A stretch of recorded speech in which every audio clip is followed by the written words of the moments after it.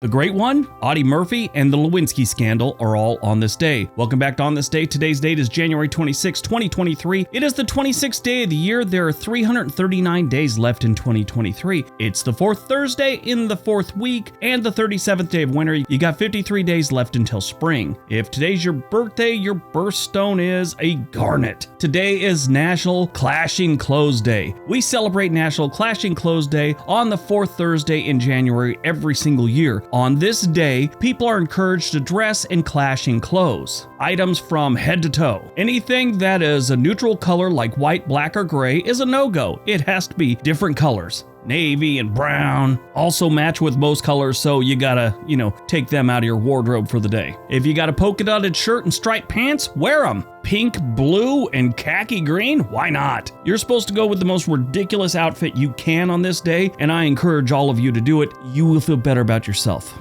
Because 2 days later, you go back to work and you're wearing normal clothes, and then, feel the relief. All right, like I said on our last video, we're doing an abbreviated version of our videos this week and next week while I am out traveling. So here we go. Let's see what else January 26th is giving us. 1855, Point-No Point Treaty is signed in the Washington Territory. 1856, the First Battle of Seattle. Marines from the USS Decatur drive off American Indian attacks after an all-day battle with settlers. 1870, the Reconstruction era of Virginia is readmitted into the Union. So the Reconstruction era was not we're reconstructing the country as much as it was bringing the states that had left the Union back into the fold. 1945, World War II, Audie Murphy displays valor and bravery in action for which he is later awarded the Medal of Honor. So if you don't know about Audie Murphy, I've talked about him before on this channel, I'm sure. The dude's amazing.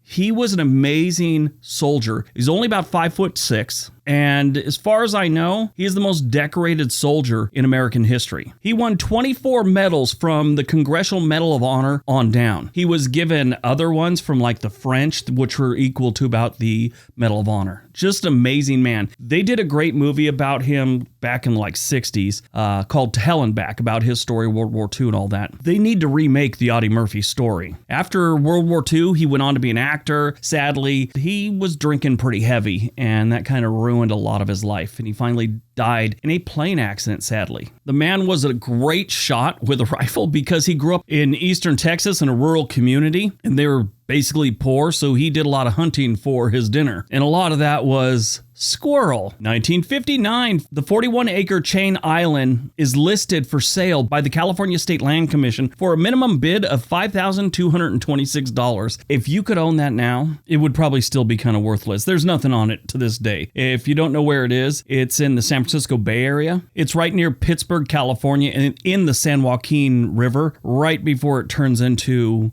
the San Francisco Bay. 1998, the Lewinsky scandal on American television. U.S. President Bill Clinton denies having a sexual relationship with former White House intern Monica Lewinsky. Turns out he was lying. 2020, a Sikorsky S-76B flying from John Wayne Airport to Camarillo Airport crashes in Calabasas, 30 miles west of Los Angeles, killing all 9 people on board, including former 5-time NBA champion Kobe Bryant and his daughter Gianna. Now, I could have put him down as the death of the day, but we've talked about that in past. Still a very sad story. Movies released on January 26, 2007, Catch and Release. A woman finds it difficult to rebuild her life after the sudden passing of her fiancé. During the stages of grief and discovery, she finds comfort in her late fiancé's friends. The film was directed by Susan Grant. This is a really good movie. It starred Jennifer Gardner, Kevin Smith, Timothy Olyphant, Juliette Lewis, and Fiona Shaw. Basically, this girl is gonna get married to this guy. The mother, who's played by Fiona Shaw, doesn't really approve of the relationship, and then her son's dead, and it's just this whole mess. And then they find out that he'd gotten a Hooters waitress pregnant at one point, and before their relationship, and quietly had been taking care of this child. Then the fiance's mother, who's already upset about the whole thing, as you can imagine, she's just over the edge about this. Her son got a waitress pregnant. She couldn't believe that because her son was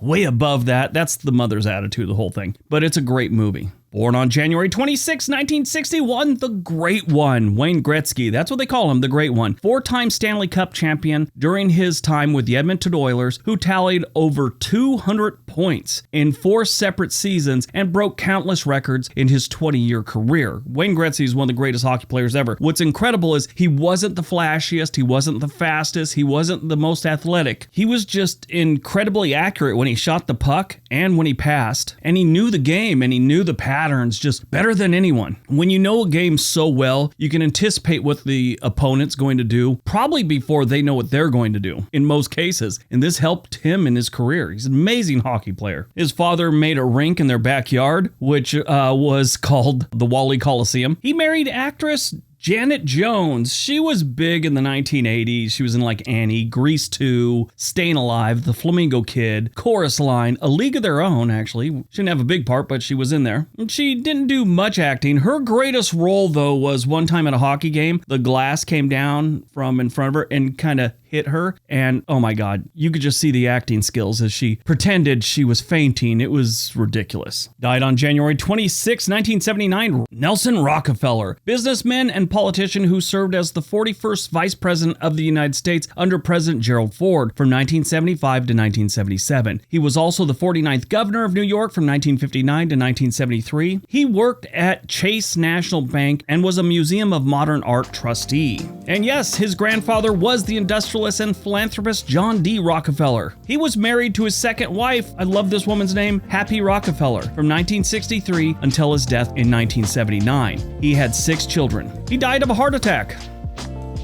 All right, that's today's video. Hope you guys enjoyed it. Hope you got some information out of it. Now go out, have a great day, and be nice to each other.